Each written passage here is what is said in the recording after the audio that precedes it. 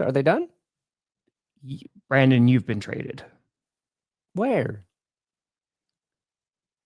To the Las Vegas Raiders. No. They need a wide receiver, man. I'm sorry. They traded Jakobi. You gotta go. No. You gotta go. You gotta go. I'm not playing in Vegas. Well, neither is any of their team besides Brock Bowers. So, it's maybe I'll start a podcast with Max Crosby. There you go. Or with Brock Bowers. And we'll call it the Bauer Hour. Yeah, the Bauer Hour. I'm glad you're taking this so well. Oh.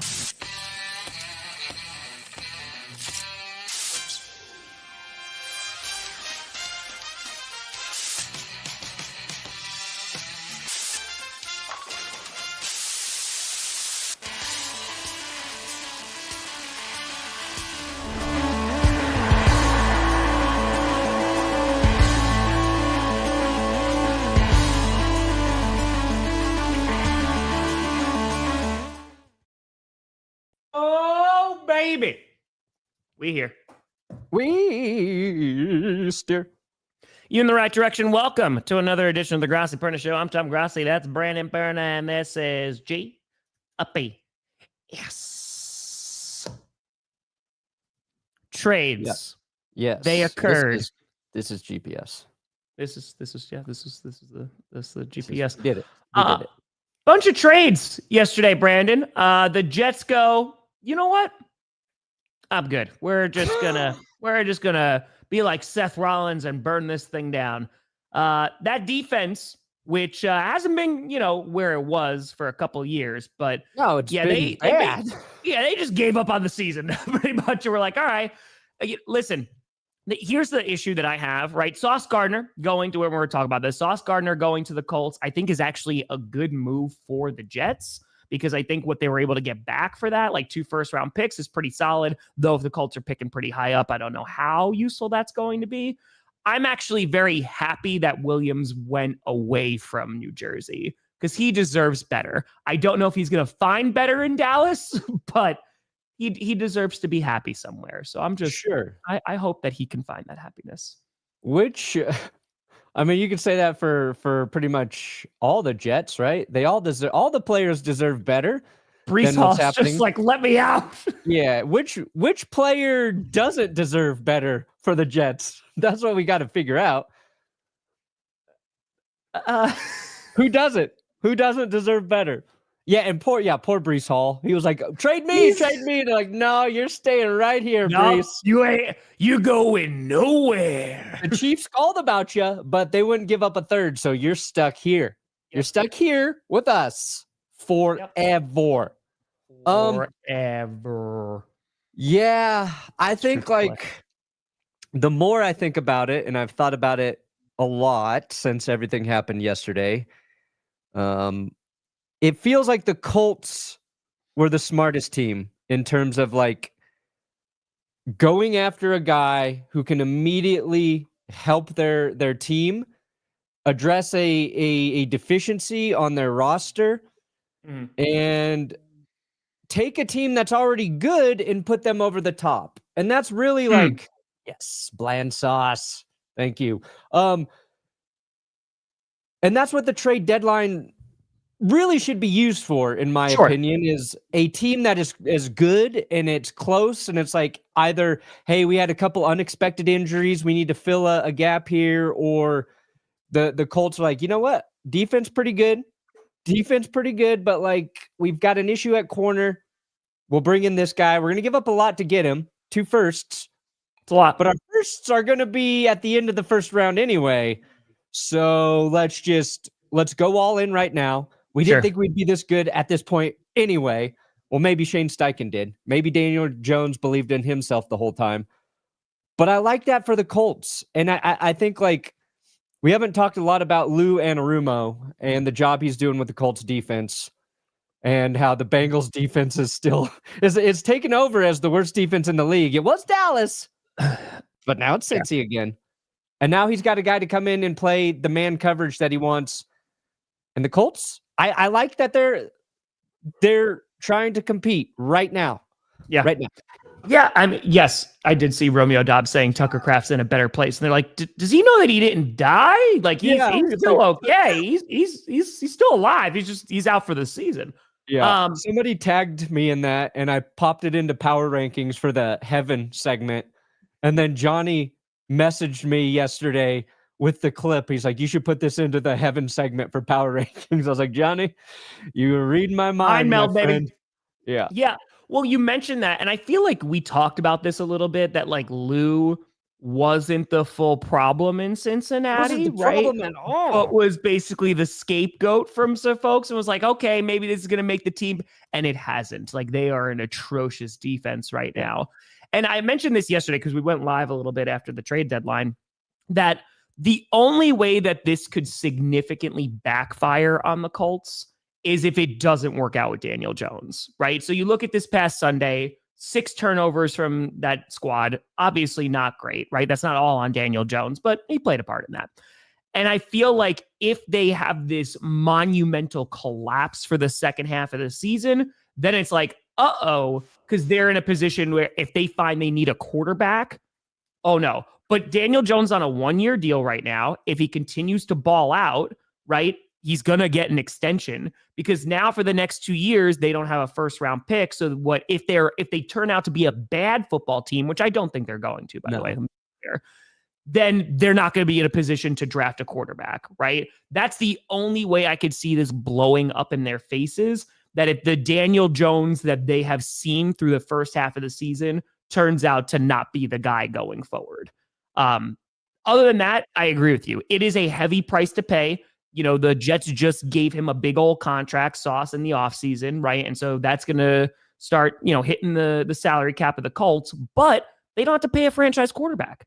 So, like, they're kind of like in this position where, all right, they have money to spend, they had capital to spend, and they needed to address, like, that defense even more. Going and getting Sauce, so again, who you can make this argument that, his rookie year, like, he was probably the best version of himself, right? He's still a very good lockdown corner. And like you said, he can play man. So I like this move for the Colts. They are officially going all in. Now it's just the offense to, keep it up. Yeah, I think when you play for a bad team like the Jets, your performance is going to just kind of get lost. And I think a lot of people want to say Sauce Gardner sucks now because the Jets suck now. And I don't think that's necessarily fair to him. No. And I think we will see a version of Sauce that is closer to what we watched his rookie season, now that he's going to be playing on a well-coached team that, for the most part, last week excluded, plays really smart football. They don't make a lot of mistakes, Indianapolis. So I think Sauce is just going to look better as a Colt because his situation got upgraded. Agreed. But what we're going to see, like the Colts, we're going to find out how good they really are. They got the Falcons this week. That's fine. I think they'll beat Atlanta. But then they got Kansas City. They've got the Texans, whose defense is really good. They played the Jags still twice. I don't really know exactly how good the Jags are, but they have the Seahawks and the 49ers, who honestly seem to get more powerful as long as they lose a player during the game. As long as a horrific injury happens to one of their players during the football game, the 49ers are going to win. So we'll know who Indy is by the end of the season. But yeah, it's the conversely, the Jets, I get why they're taking all these draft picks. And I think if I'm a Jets fan, I'm okay parting ways with Sauce or Quinnen Williams, but losing both of those guys kind of sucks. Yeah. Now, and Sauce is probably the better guy to trade because he had just got paid, right? Did they pay Sauce? Yeah, they just paid him in the offseason. Yeah. So you get a big chunk of your salary cap back. You get draft capital for him. Losing Quinnen Williams sucks because he was still on his rookie deal. He's playing well in the middle of that defense. And that's a guy you kind of want to be part of your rebuild because you hit on him. Like you hit on that pick. You haven't paid him yet. But, and I learned this morning, Quinnen Williams asked the Jets to trade him. So he privately asked for them to trade him, and they moved him. So like he didn't want to be there anymore. And that should tell you kind of like the state of the Jets right now. Yeah. I mean, I agree with you. Like it's a loss because those are both two guys that you build defenses around, right? And like those were your anchors when their defense was really damn good, you know, and like when they were drafting Will McDonald to like get that pass rush as well, like that's your foundation. So now, unfortunately for the Jets, like they just don't have a complementary offense, right? Sorry, Justin Fields. Quinnen's not on his rookie deal. What am I talking about? His contract. You said he was on his rookie deal? No, I think he's on paid. He's on a very he's 27. He got paid. Yeah, he's on a very team friendly deal. His base salary is $7.8 million, and then it'll be 20 next year. There's an out after that. Sorry, like I was looking at his numbers. He's on a very good deal. Yeah, he's been around for a bit. That's what I meant to say. But yeah, I feel like just they're not playing complementary football. That offense, you know, Breece Hall has looked good at times, you know, and I know that they were attempting to move him because they wanted a third for him, and Kansas City was like, I'll just give you a fourth. But yeah, it's a little fire sale. Bill's not making any moves. I'm not terribly surprised. I thought that they maybe could have gone for a wide receiver. I would have loved if they got Jakobi Meyers. I think that would have been a big move, but I really like that for the Jaguars. That would have been nice. But I mean, their defenses look better the past couple weeks, so that's Jakobi going there. He can catch the football. That, and with Hunter out and Brian Thomas Jr., who is not really catching the football a whole lot, this makes it a little bit better. Oh, yep, 100% correct. My brain is 100% on just an endless boomer moment at this point. I'm just going to show you why I said it. I know how long he's been in the league too. It's what's fucking sad. Beat the Chargers, and then we're talking Merrick. Right now, coming into Dallas, his cap hits $8 million. Yeah, that is nice. That's nice. That's not bad for a player of his caliber. Now he'll be at a $21 million cap hit next year, but sorry, that was my brain fart. I am embarrassed and ashamed of myself. Everybody should point at me and laugh, and I give you permission. This is the other part I want to talk about. Williams to the Cowboys. The Cowboys, because we haven't talked about this, they got whooped on Monday night. Shout out to the Cardinals. Jacoby Brissett now is going to be their starter going forward, which, yeah, Kyler Murray experiment might be over in Arizona. I really like the player going to the Like, I like Williams on the Cowboys. I think that is going to make that defense better. Imagine they had Micah Parsons. That'd be crazy, huh? But they needed to do something because their defense is truly awful this year. And getting someone on the line that they can rely on. And again, he's only 27. I know that, you know, the salary is going to hit at some point, and that's not going to be super duper fun. Because like you just said, it goes up next year, right? And it jumps up to like 20 mil. Yeah, right, next year it's a 20 million salary. Yeah, with a cap hit of 21. So it's going up. It's just this is a good move. They can keep him around for a while. I think that's a big positive. And the offense is good. It's just I feel like it's too little too late for this season. Yeah. You know, if Overshown comes back, I think that's a big boost. But man, like again, it's going to make their defense better. It just feels like I don't know. They should have tried to do this earlier, but maybe because the Jets move Sauce, they're like, all right, we'll move Williams down. I don't know, man. It's just it doesn't move the needle for me for this season, but it could be really good going forward, especially if Overshown is healthy for the start of next year. Like that's where I have my optimism. But yeah, Cowboys are still like not a good football team right now. No, they're not. I'm not a month older than Aaron Rodgers. Aaron Rodgers is already 41. Okay, Sam, just to be clear. The Cowboys, I said this yesterday, it feels like they're always just a step behind. And I think Cowboys fans are feeling optimistic about this trade.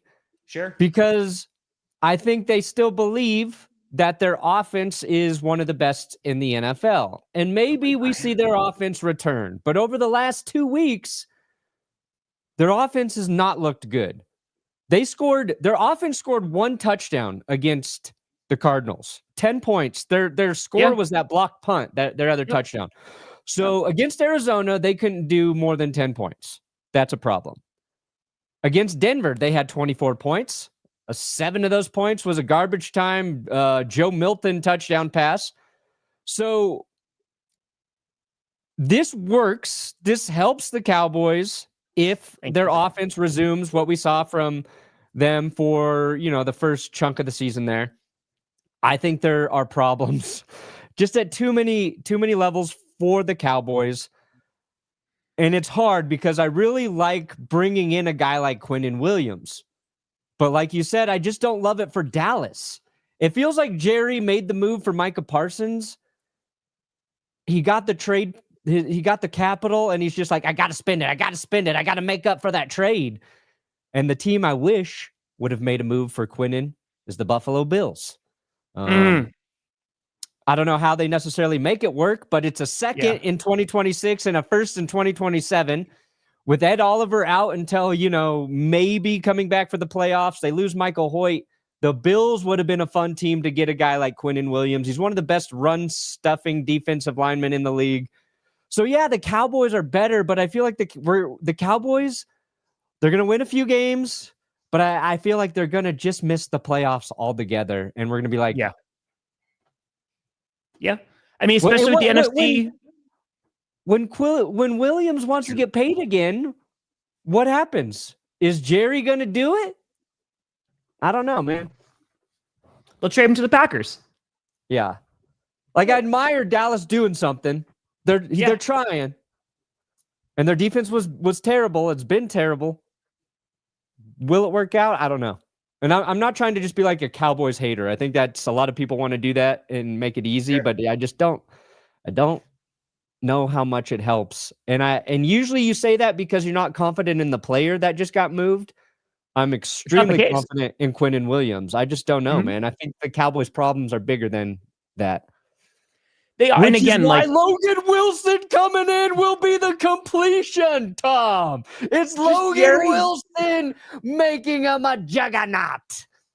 With Jerry Jones just being like, oh no, we made a trade, but it's secret. I'm not telling you. It's just, I don't know, man.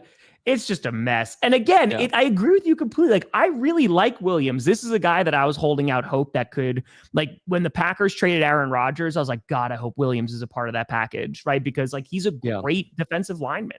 It's just, I think it's too little too late. Now, I will say, going for next year, and I know that we're just past the halfway point of the season, so we shouldn't be talking about next season already.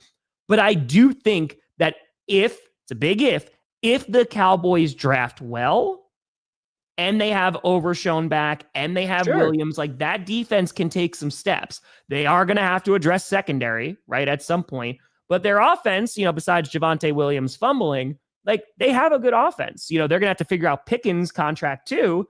That's going to be an interesting one because I imagine that he's going to get paid.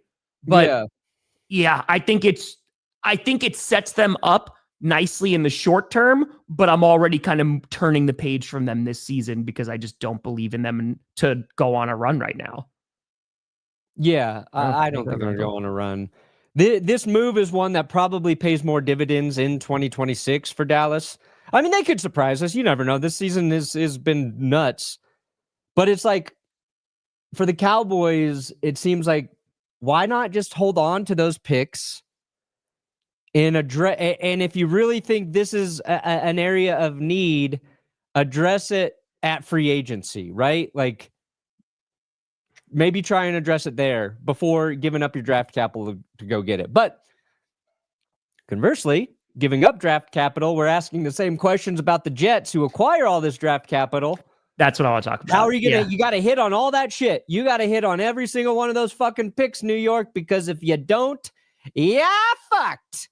And I said, listen, on paper, this looks great for the Jets, right? Because they have first and second round picks this year. They got it next year. They're looking good. But now they have to draft well. They're going to need a quarterback. They're going to need to replace some of those guys that they just traded away. And that's where it's, okay, I know you're rebuilding, and I understand from the perspective of, hey, this is a fire sale. We just won our only game of the season, right? Sure. But now is the hard part. Now is like, okay, if they're sitting there near the first overall pick, they drafting a quarterback? Or are they building a supporting cast? I mean, obviously it depends on what the stance is on this QB draft class coming in. Yeah, they need a quarterback. They had a quarterback named Sam Darnold. They gave up on him. They whiffed on Zach Wilson. Fair enough. So yes, they need a quarterback. It all starts there. It starts there. They have to, and it doesn't have to be the best QB, but dear God. But they need an average quarterback at this point. That's when they drafted Zach Wilson. Yeah. Right? Like, and I unfortunately, like, that's the issue. If you go and get a quarterback who's okay with one of the first, like, top 3 picks or something, oh boy, I don't know how much that's going to fix your team. You know? Yeah, you got to hit on the rest of it. We've seen because the Jets will have 2 first rounders this year and 3 next year, right? Or 2 in 2026? Is it 3 in 2027? Let me see. I've seen a team with 3 first-round draft picks called the Raiders miss on pretty much all of those picks, except the running back, Josh Jacobs, who's now with the Packers. Just because you have those picks doesn't necessarily mean you're going to get it right. Now, so I like Darren Muji. I like that they're 3 and 27 is what they have. 3 and 27. I like the balls he demonstrated. The other question, of course, is like, is Aaron Glenn the right head coach? You can't really assess that right now. That's tough.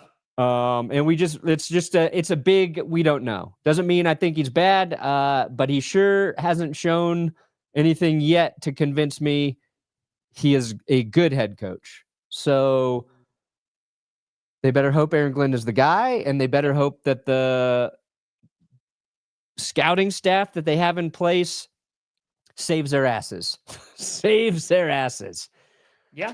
I mean, you have all this capital, man. But it's like the Cowboys, right? It's like, oh man, we got all this stuff from Micah Parsons. Well, now you got to go and you got to draft well.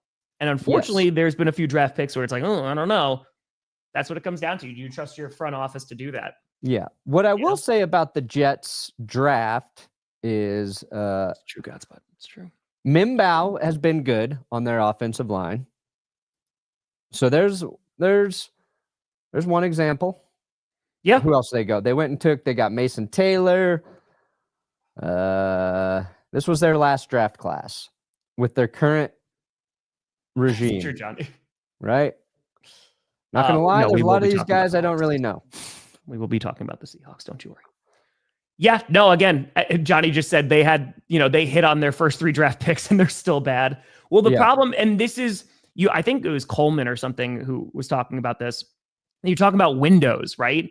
That they had the offensive rookie of the year in Garrett Wilson and the defensive rookie of the year in Sauce Gardner, right? And they didn't have the quarterback. They didn't have, a number of things. So that's why they go, let's go bring in Aaron Rodgers and all his friends, and let's try and get over the hump here, because this is our window where we can actually go and win a Super Bowl. Yeah. And because of injury, because of a litany of things, it all fell apart, man. And now they're in a full-blown rebuild again. Yeah. And the positive part of that too, I think, is when you do bring in a new coach and GM, you want those guys to build the team in their vision, right? You're asking those guys to try and fix maybe your bad roster or your bad, whatever it is. That's a tougher task. And I think just ripping the Band-Aid off is the right move here for the Jets. Mm-hmm. But I still don't know if it's going to work. That's just sports in general, right? That's why you watch the game. Sure. Yeah, Seattle. I like this trade. I like this trade a lot. It is going to be fun. Slinging Sammy D's got a loaded receiver room now. Oh, dear God. Because when they got Cooper Kupp, it really didn't move the needle for me a whole lot. I was kind of like, okay, You know, like he did fine with the Rams last season, but it was okay. You know, it seemed like it was on the downturn. He never got back, you know, injuries, the whole 9 yards. But to add that kind of speed, and then you already have JSN, who right now is the leading receiver in the entirety of the NFL, right? Yeah. Horton was really damn good on Sunday night. He's coming along. And again, like they're not even getting a consistent run game going. And like they unlock that too. Yeah, this is going to be a problematic team. So I've had them at number 1 on my power rankings, man. They look like a good squad. The Cooper Kupp move didn't move the needle at the time for 2 reasons. One, a little uncertainty around Sam Darnold coming over, right? Which we've talked about, which is a little silly, but that was part of it. But also, JSN wasn't the JSN of 2025. He was a good receiver, but he was not the number 1 receiver in the NFL. He wasn't the most unguardable receiver in the league. He wasn't on a 2,000-yard receiving pace. So Cooper Kupp next to JSN as your number 1 dog at receiver, now you're like, that's a solid move. And Kupp didn't play last week, right? He's injured right now. There's the shot of him on the sideline coaching up the guys. Everyone's like, yes, that's cool. Torrey Horton out of Colorado State. I was like, just getting Cooper Kupp back, and you got JSN. Horton looks nice. And Kupp out there, like that's a solid trio. Then they bring in a guy like Shaheed, who is just one of the most explosive deep ball receivers when he has a quarterback to throw him the ball. And now he's got one in Sam Darnold, who has been terrific throwing deep passes this year. So that's a fun ad for the Seahawks. It's like it's kind of like the perfect trade in that they don't have to give up a ton to get this dude, and he could help their team significantly. And if he doesn't, they're not committed to him for an extended period of time. No, I like the move, man. It just makes that offense even more potent, and it's already really darn good. Yeah. So yeah, the Seahawks are going to be a problem, man.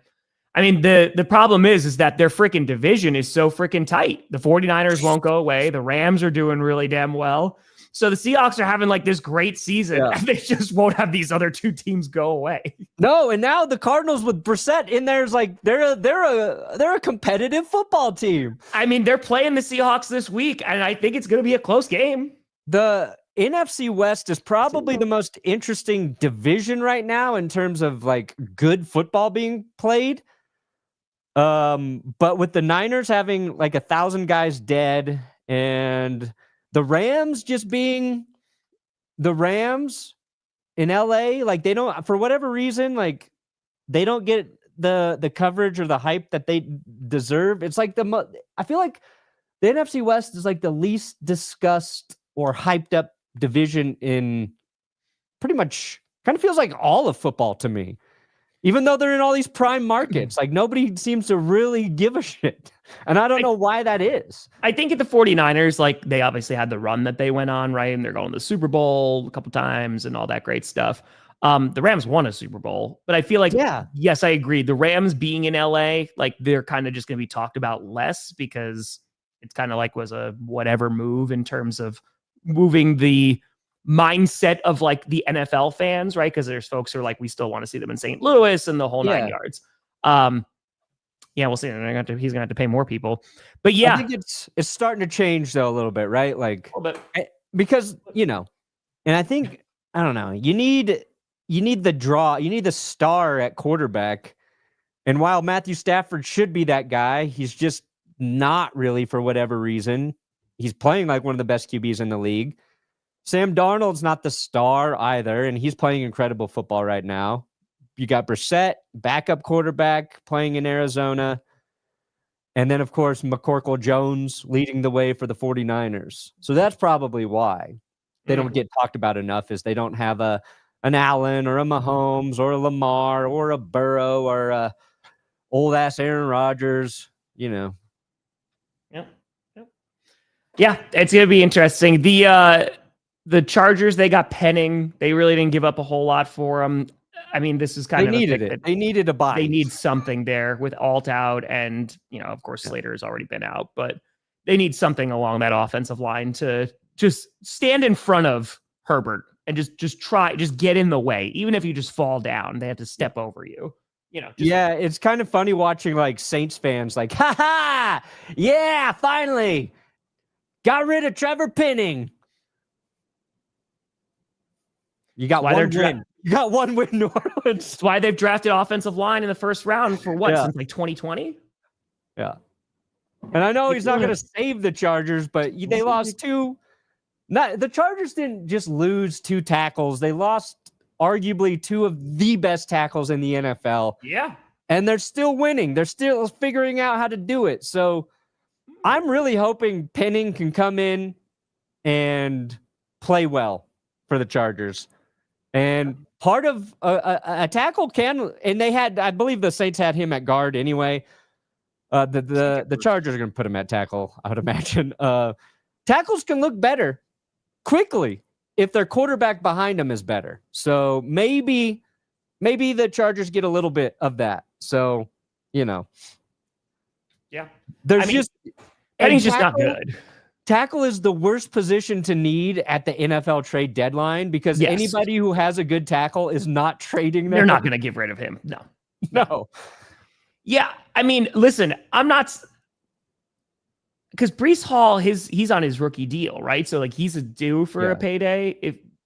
Maybe they just didn't want to give up that day 2 pick there. But I mean, Breece Hall on the Chiefs would have been a problem. That would have been a big old problem. No, he wouldn't. So I'm okay with that. They wouldn't have used him. The Chiefs cannot commit to running the football at any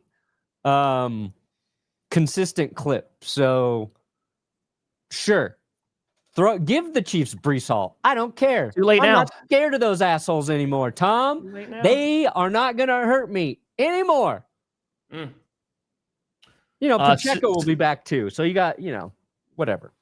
I'm actually just going to remove all positive plays, Siglord. Me personally. I'm going to go in there and cut that out. Yeah. Though I do like how a whole bunch of people have jumped on the bandwagon to get rid of the tush push. True. I'm tired of it. Get good. You know what's funny is get good. The Bills, they scored twice on their QB sneaks, basically. Was it once or twice? I forget. Against Kansas City. But Buffalo still look like they have no idea how to run the sneak play. It was still ugly. It still did not look effective, but Josh Allen found a way to score there. I don't think you're worrying really too much about that. I think it's just now there's another threat that defenses have to account for. Like he could go over the top, man. Like the need for Shaheed. I mean, dude, he's a fast mofo. So like the fact that now that opens up more options, and what are you going to do? You're going to double JSN? You can't triple him. Like what? You're going to double him and then hope it just opens up so many more options, man. And who knows? Maybe it can open up the run game now because if JSN gets 3 less targets per game, but one of those targets is a 50-yard touchdown to Shaheed, it's going to be nice for Seahawks fans. It's going to be very nice. It's going to be fun. But yeah, Seahawks, they got better. Like I said, the Jaguars, I really like that Jakobi Meyers trade because they needed somebody to catch the football. Hunter comes back, and if Brian Thomas Jr. can get back to catching said ball, I mean, I think that their offense is going to be much better. But Myers wanted out of Vegas anyway. Yeah. It's a good move. It's a really nice move for Jacksonville. Jakobi, kind of just an underrated receiver, in my opinion. He's reliable. That's what the Jags need. They got it. Yeah. And the Eagles, I just saw the Eagles mentioned. Quietly, just always trying to make their team better. They bring in Jair Alexander, and they brought in Jalen Phillips, right? Yep. Was their defense pretty good already, Tom? Again, Jair, we got to see if he plays, man. Like he was a healthy scratch for the Ravens, and he's going to be in a supporting role. So Phillips is the one that moves. Phillips, I think that they got, especially for a 3rd-round pick right now, I think that's good value for him too. And I think he's going to be a problem on the Eagles. Yeah, people were talking about the fact that they were a little surprised that Miami didn't do more. at the trade deadline and just selling off pieces. But apparently they got calls for guys like Waddle and stuff, and they just didn't do it. For Waddle and for who? Well, yeah, they didn't budge on what they wanted for Waddle.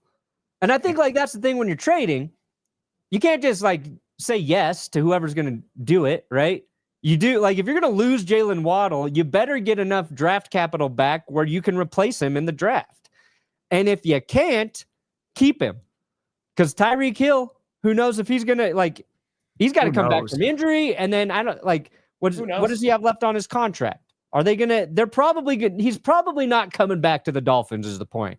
Yeah. So if you don't have him, I don't care who your quarterback is, hold on to Jalen. They're going to have to figure out their quarterback. The first rounder, which is, I think what they wanted is a first round pick. And teams like, no, because if you're going to give up a first rounder for Jalen Waddle, and Waddle's a very good receiver. He is good. Like, fuck it. We'll just draft our own receiver next year and we'll have him for 4 years if we hit on a team for a deal. Yeah, 5. Exactly. So I get why that move did not happen. I agree. Smoke, I'd start Darnold. Against the Cardinals defense, I would do that. I mean, I don't know how much Knicks is going to do you for fantasy.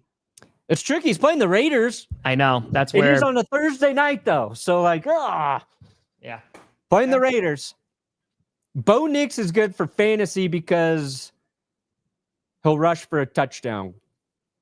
Mm-hmm. I hope they run more with Bo Nix tomorrow night. Dude, he's got legs. He can do it. He does.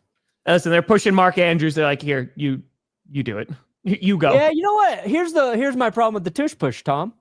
I'm sick of these cuck QBs watching the job get done for him. Aaron Rodgers standing in the backfield, hands on the hips, looking. He's like, looks pretty good. No more. If the tush push is legal, but only if the push is happening to the tush of a quarterback. No more tight ends coming in there to have their butts pushed. No. They've already got tight end in their name. We don't need to re-emphasize their asses. Quarterbacks got to take that shit, and if they don't, penalty. That's where I stand. Rodgers watching. Lamar Jackson's too scared to do it. Lamar might have a reason, though. Coming off an injury? No. He's got bathroom issues. Oh. Push that too hard. That's fair. You might get some soft serve, my friend. I like the Seahawks. Yeah, but we'll see. There's a lot of time to go. I think Lamar has irritable bowel syndrome is what I'm saying. Got it. What other team did I see doing that? Who else uses not their quarterback? It's the Steelers. Yeah, the Steelers, the Ravens, but I swear I saw one more, but I could be wrong. The curse wheel is no. A curse wheel needs to get burned. Are you going to do any upgrades to it heading into next season? Well, possibly. Oh, there we go. There's this company that reached out to work with us through Benchwarmer. Okay. And they build these. Here, let me just show you what they sent me. Oh. Well, now I'm excited. He was good, and then he left chunky. He was. Oh, damn. So they like take old wine barrels. The barrel, right? Yeah. And they wanted to do the cursed logos. And they we've been talking to them, and we're going to link to their website through Benchwarmer. But the guy was like, I'm going to try if I can to make a curse wheel out of one of these. And I was like, if you can make one, let's go. So if they can do it, and I don't know if they can, that would be. God, what's the shipping on that? Because I got to imagine that's pretty heavy.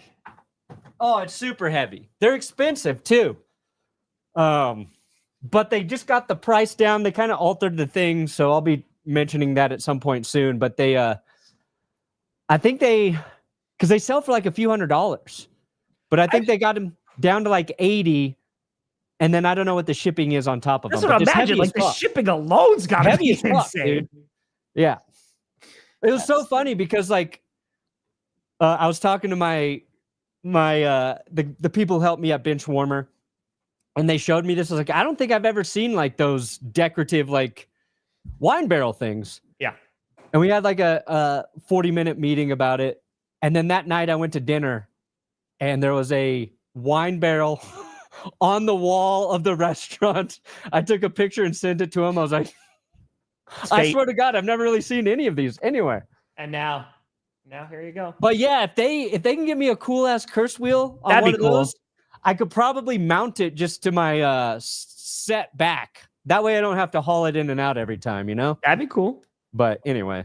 Do the Bears stick with Loveland? You mean their first round pick? The guy who won the game for him last week? I think they're going to trade him next year, I think. Yes, Yeah. I think that they're going to continue with their first round pick that they just drafted. Yes. Should they have drafted Tyler Warren instead of him? Probably at this point. But, you know, give him time.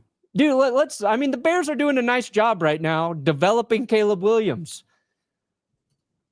He's improving. He's playing better football. It's not perfect. It's not great every week. No. But he's getting better. They're winning. They're winning. His sack numbers, how far down are those? A lot better than what it was. Exactly, a drunk curse wheel. Well, then you could have 3 curse wheels. So you'd have the drunk curse wheel, then you could have the old curse wheel, then you could have the mini curse wheel. Yeah. And so you're just dishing out curses every 3 of them a week now. If I spin it enough times, it's going to be right every week. Exactly. My biggest fear is it's not going to live up to the hype of the previous year. And right now, the curse wheel might be peaking. So, yeah. It's literally the only 2 losses the Colts have are the same week it's gotten cursed. What are the chances of that? That's pretty good. I look forward to the Chiefs and not the Raiders. Put up 39 points this past Sunday. I mean, Geno threw 4 touchdowns. Yeah. You know, Brock Bowers is a problem. It's just the defense of the Broncos is better than the Jaguars. I'm worried about Brock Bowers. Sure. Yeah. The Bauer Hour. We don't have Pat Surtain for this game. Yeah, that sucks. But I will say this. I think the Broncos defense is better than the Jaguars defense right now. Yeah. Perna got a hundo. Oh, my God. Can you buy your way? I haven't even spun the wheel because I haven't shot power rankings yet. So I don't even, usually I know by now because I shoot them on Tuesdays, but the trade deadline didn't let me shoot it on Tuesday. So I don't even know. Johnny John John!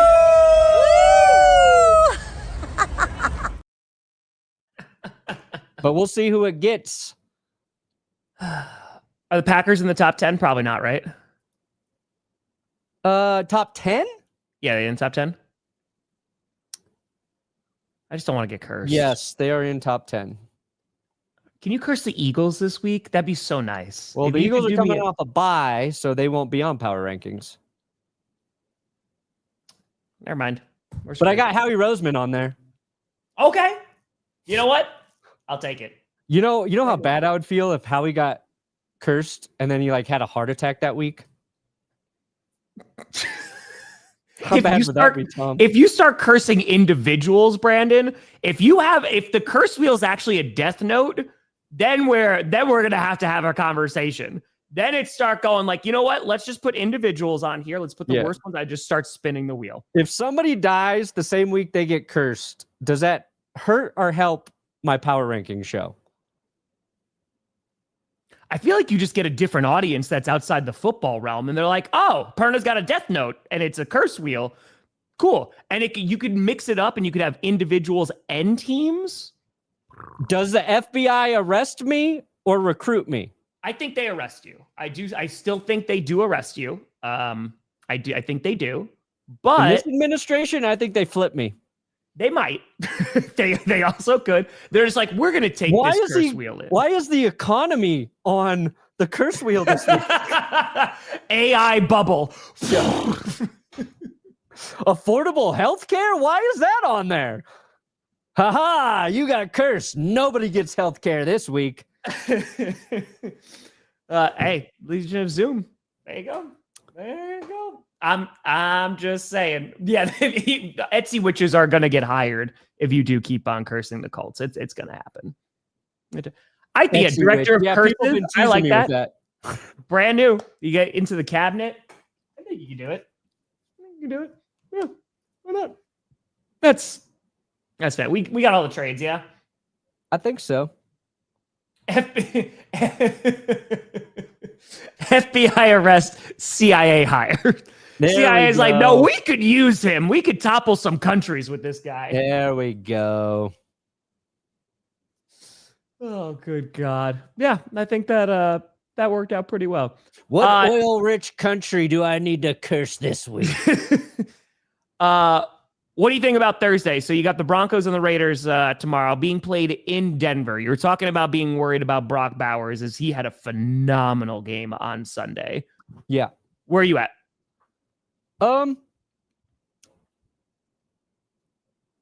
I never like a Thursday night game. Fair. But I like this team. I like the Broncos. I like the way they're winning. Something I saw this week that I didn't really notice during the game. So one of their goal line stands, and they had 2 in that game, which I talked about in my recap, but I believe it was the first one. Dre Greenlaw was in on all 3 tackles at the goal line stand, right? So having Dre Greenlaw on our defense already making a big impact. Riley Moss played very, very well. So it sucks, they don't have Surtain back there, but they got good play out of their 4 corners. I'm confident in this defense. I'm confident in the Broncos pass rush against a Raiders offensive line that kind of has been inconsistent this year to be complimentary. The one thing the Broncos have not done a good job at, Tom, is generating turnovers on defense, which sounds surprising for a team that's got, 40 sacks on the year. Usually when you're getting as much pressure as the Broncos, that leads to turnovers, whether it's picks or fumbles. Some of the fumbles, just bad bounces.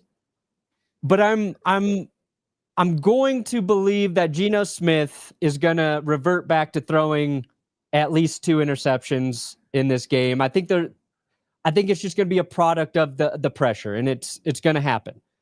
They have to have a plan for Brock Bowers because God knows the one area this team has struggled with is the linebacker coverage matchups.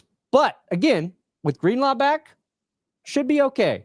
Broncos offensive line, it's been solid. Garrett Bowles has been great all year. I think I think Sean Payton will actually remember to run the football. And I think we'll actually have a lead in the 4th quarter again.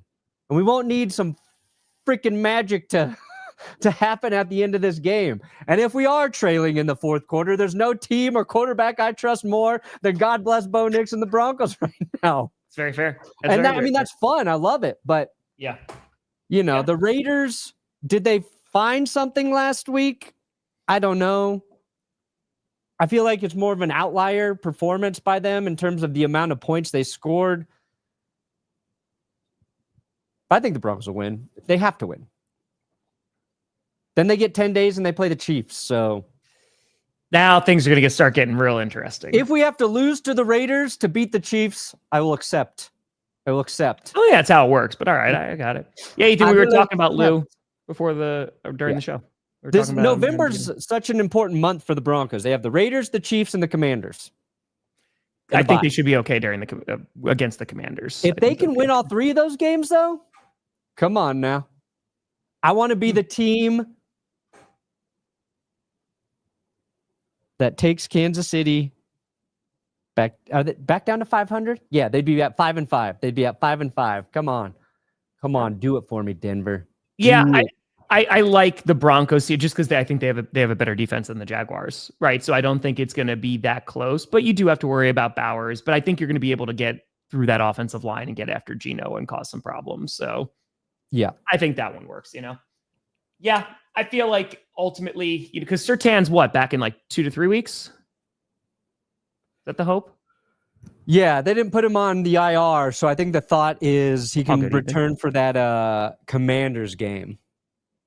Because they'll get Kansas City, then they'll get their bye, and then hopefully by then Surtain's good. Get him to add a overthrow category.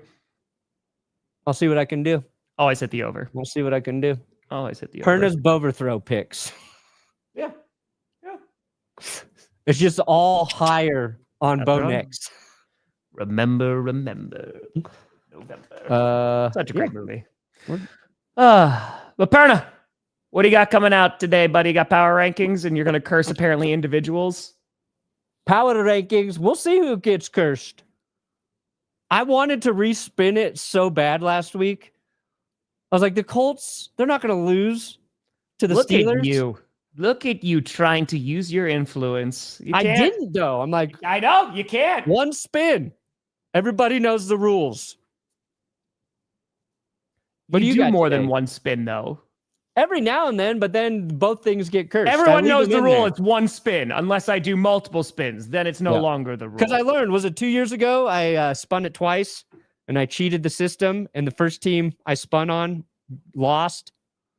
And I confessed here on GPS, which we know is a safe place. It is. It's a safe place here. It's true. It's true. Or now you're going to start putting individuals on there. Who do we want to have a bad week? Yeah, maybe killing them is a little much. I'm being facetious. Hemorrhoid? The hemorrhoid spin? Who's going to get a hemorrhoid pop-up? Hemorrhoid spin? Who's going to have... It's going to affect the butthole is what I'm saying. Diarrhea, hemorrhoid, anal fissure. What else do we got? Fissure. That's fair. Irritable bowel syndrome. It's just going to be the shit wheel. There's 12 times of rectal effects that could be placed upon you. Rectal effects. I'm a doctor. Rectal effects. Anybody watching this long, it's your mistake.